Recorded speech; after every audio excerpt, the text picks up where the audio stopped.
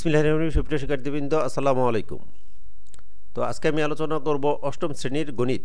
তো গণিত বিষয়ের এটা হবে আমার প্রথম ক্লাস। বিস্তারিত আলোচনা করব এই ক্লাসে। প্রথম অধ্যায় আমাদের প্যাটার্ন। তো এই বৈচিত্র্যময় প্রকৃতির নানা রকম প্যাটার্নে ভরপুর। প্রকৃতির এই বৈচিত্র্য আমরা গণনা ও সংখ্যার সাহায্যে উপলব্ধি করি। প্যাটার্ন আমাদের জীবনের সঙ্গে জুড়ে আছে নানাভাবে। শিশুর লাল নীল ব্লক আলাদা করা একটি প্যাটার্ন।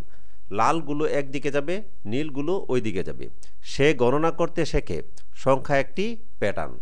আবার পাঁচের গুণিতকের শেষে শূন্য বা 5 থাকে, এটিও একটি প্যাটার্ন। তো পাঁচের গুণিতকগুলো যদি আমরা চিন্তা করি যে 5 একে 5, 5 দুগুণে 10, 3 5 15, তো এরকমভাবে শূন্য থাকে অথবা 5 থাকে, এটাও একটা প্যাটার্ন।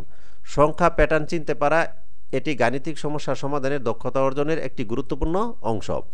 আবার আমাদের পোশাকে নানা রকম বাহারি নকশা, বিভিন্ন স্থাপনার গায়ে কারুকার্যময় নকশা তৈরিতেও জ্যামিতিক প্যাটার্ন দেখতে পাই। এ অধ্যায়ে সাংখ্যিক ও জ্যামিতিক প্যাটার্ন বিষয়ে আলোচনা করা হয়েছে। তো আমরা আমাদের জামা কাপড়ে বা বিভিন্ন স্থাপনার ভিতরে কিন্তু আমরা বিভিন্ন প্যাটার্নগুলো দেখতে পাই। তো এই অধ্যায় শেষে আমরা যা শিখতে পারবো, প্যাটার্ন কী তা ব্যাখ্যা করতে পারবে, রৈখিক প্যাটার্ন লিখতে ও বর্ণনা করতে পারবে, বিভিন্ন ধরনের জ্যামিতিক প্যাটার্ন লিখতে ও বর্ণনা করতে পারবে, আরোপিত শর্ত অনুযায়ী সহজ রৈখিক প্যাটার্ন লিখতে ও বর্ণনা করতে পারবে, রৈখিক প্যাটার্নকে চলকের সাহায্যে যা বীজগণিত রাশিমালায় প্রকাশ করতে পারবে, রৈখিক প্যাটার্নের নির্দিষ্টতম সংখ্যা বের করতে পারবে। তো চলো প্যাটার্ন 1.1 আছে কি প্যাটার্ন।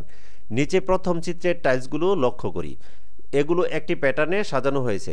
এখানে প্রতিটি আড়াআড়ি টাইলসের পাশাপাশি লম্বালম্বিভাবে সাজানো এই নিয়মটি একটি প্যাটার্ন সৃষ্টি করেছে। এই যে আমরা দেখতেছি যে একটা আড়াআড়ি প্যাটার্ন টাইলস আর একটা লম্বালম্বি টাইলস, একটা আড়াআড়ি টাইলস আর একটা লম্বালম্বি টাইলস, এভাবে খুব সুন্দরভাবে একটা ডিজাইনে সাজানো হয়েছে। তো দ্বিতীয় চিত্রটা খেয়াল করি। দ্বিতীয় চিত্রে কতগুলো সংখ্যা ত্রিভুজ আকারে সাজানো আছে। দেখো এই চিত্রটা কিন্তু ত্রিভুজ আকারে, এই ত্রিভুজ আকারে না, এই চিত্রটা ত্রিভুজ আকারে সাজানো আছে। তো সংখ্যাগুলো একটি বিশেষ নিয়ম মেনে নির্বাচন করা হয়েছে। নিয়মটি হলো প্রতিটি লাইনের শুরুতে ও শেষে 1 থাকবে। দেখো এখানে প্রত্যেকটা লাইনের শুরুতে কিন্তু 1 আছে এবং এই যে শেষের দিকেও কিন্তু 1 আছে। তো আমরা এই অংশটুকু বুঝতে পারলাম। তো অন্য সংখ্যাগুলো উপরের সারির দুইটি পাশাপাশি সংখ্যার যোগফলের সমান। যোগফল সাজানোর এই নিয়ম অন্য একটি প্যাটার্ন সৃষ্টি করেছে। তো আমরা এখানে প্রুভ করি। দেখো এই যে প্রথমে বলছিল কি মানে প্যাটার্নের শুরুতে 1 আছে এবং শেষে 1 আছে। তো পরে এই সংখ্যাগুলো কি পাশাপাশি দুইটি সংখ্যার যোগফল উপরের সারির। এই 1 আর 1 যোগ করলে কত হয়? 2। ঠিক আছে না? আবার এই 1 আর এই 2 যোগ করলে কত হয়? 3। পাশাপাশি দুইটি সংখ্যার যোগফল। এই 2 আর 1 যোগ করলে কত হয়? 3। তো আশা করি বুঝতে পারছি। আবার দেখো এই 1 আর এই 3 যোগ করলে কত হয়? 4। এই 3 আর এই 3 যোগ করলে কত হয়? 6। এই 3 আর এই 1 যোগ করলে কত হয়? 4। তো আশা করি এই চিত্রটা আমরা খুব সুন্দর করে বুঝতে পারছি, অর্থাৎ এই প্যাটার্নটা আমরা সুন্দর করে বুঝতে পারছি। আবার 1, 4, 7, 10, 13 সংখ্যাগুলোতে একটি প্যাটার্ন বিদ্যমান। সংখ্যাগুলো পাশাপাশি ভালোভাবে লক্ষ্য করলে দেখা যায় এটি একটি নিয়ম খুঁজে পাওয়া যাবে। নিয়মটি হলো 1 থেকে শুরু করে প্রতিবার 3 যোগ করতে হবে। দেখো 1 থেকে শুরু করে 3 যোগ করতে হয় কীভাবে? প্রতিবারে 1 এর সাথে 3 যোগ করলে কত হয়? 4। 4 এর সাথে 3 যোগ করলে কত হয়? 7। 7 এর সাথে 3 যোগ করলে কত হয়? 10। 10 এর সাথে 3 যোগ করলে কত হয়? 13। প্যাটার্নের যদি পরবর্তী সংখ্যা বের করতে বলে তাহলে আমরা বের করতে পারবো। যেমন 13 এর সাথে 3 যোগ করলে কত হবে? 16, অর্থাৎ পরবর্তী সংখ্যাটা হবে কত? 16। তো আশা করি বুঝতে পারছি যে পাশাপাশি দুইটি সংখ্যার মধ্যে পার্থক্য কিন্তু এখানে 3। প্রত্যেকটা সংখ্যার ভিতরে পার্থক্য কত? 3। তো এভাবেই মোটামুটি আমাদের এদের মোটামুটি সব কয়টি প্যাটার্নই আছে। তো অন্য একটি উদাহরণ যে 2, 4, 8, 16, 32 প্রতিবার দ্বিগুণ হচ্ছে, অর্থাৎ 2 এর দ্বিগুণ করলে হয় 4, 4 এর দ্বিগুণ করলে হয় কত? 8, 8 দুগুণে 16, 16 দুগুণে 32। তাহলে এরকম এইখানে হবে কি 32 দুগুণে 64। তাহলে প্যাটার্নের আমরা পরবর্তী সংখ্যাটা বের করতে হবে। তার পরবর্তী সংখ্যা যদি বের করতে বলে তাহলে 64 দুগুণে কত হয়? 128। আশা করি সবাই বুঝতে পারছি। এবার আমরা শিখব 1.2-এ স্বাভাবিক সংখ্যার প্যাটার্ন। এখানে আমরা মৌলিক সংখ্যা নির্ণয় করব। আমরা জানি একের চেয়ে বড় যেসব সংখ্যার এক ও ওই সংখ্যা ছাড়া অন্য কোনো গুণনীয়ক নেই সেগুলোকে মৌলিক সংখ্যা বলে। ইরাটোস্থিনিস ছাঁকনির সাহায্যে সহজে মৌলিক সংখ্যা নির্ণয় করা যায়। তাহলে ইরাটোস্থিনিসের ছাঁকনির সাহায্যে সহজে আমরা মৌলিক সংখ্যা নির্ণয় করতে পারবো। 1 থেকে 100 পর্যন্ত স্বাভাবিক সংখ্যাগুলো একটি চার্টে লিখি। এবার সবচেয়ে ছোট মৌলিক সংখ্যা 2 চিহ্নিত করি এবং এর গুণিতকগুলো কেটে দেই। এরপর ক্রমান্বয়ে 3, 5, ক্রমান্বয়ে 3, 5, 7 ইত্যাদি মৌলিক সংখ্যার গুণিতকগুলো কেটে দেই।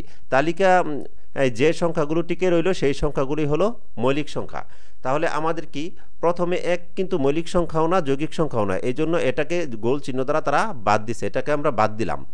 তো তারপর কি বলা হয়েছে আমাদেরকে, যে এবার সবচেয়ে ছোট মৌলিক সংখ্যা 2 চিহ্নিত করি এবং এর গুণিতকগুলো কেটে দেই। তাহলে আমরা কি করলাম, 2 চিহ্নিত করলাম এবং এর গুণিতকগুলো কি করব, আমরা কেটে দেব। তো গুণিতকগুলো কেটে দেই। তো গুণিতক কি, 2 এর গুণিতক কি, 2 দুগুণে 4, 3 দুগুণে 6, 4 দুগুণে 8, 5 দুগুণে 10, 6 দুগুণে 12, 7 দুগুণে 14, 8 দুগুণে 16, 9 দুগুণে 18, 10 দুগুণে 20, 11 দুগুণে 22, এরকম করে 2 এর গুণিতক অর্থাৎ সব জোড় সংখ্যা আমরা কেটে দেব। সব জোড় সংখ্যা আমরা কেটে দেব। আমরা সহজে মনে রাখার জন্য এখানে কি করব, জোড় সংখ্যাগুলো কেটে দেব। এখন আমরা 3 এর গুণিতকগুলো কেটে দেব। 3 একে 3, 3 দুগুণে 6 কাটা হয়ে গেছে, 3 তিরিকে 9, 3 চারে 12 কাটা হয়ে গেছে, 3 পাঁচা 15, 3 6 18 কাটা হয়ে গেছে, 3 সাতা 21, 3 আটা 24, 3 নং 27, 3 দশে 30, 3 11 33, 3 12 36, 3 13 39। তো এইভাবে 3 এর গুণিতকগুলো কেটে দেব। এরপর আমরা 5 এর গুণিতকগুলো কেটে দেব। তো 5 এর গুণিতক, 5 থেকে 5, 5 দুগুণে 10, 3 পাঁচা 15, 4 পাঁচা 20, 5 পাঁচা 25।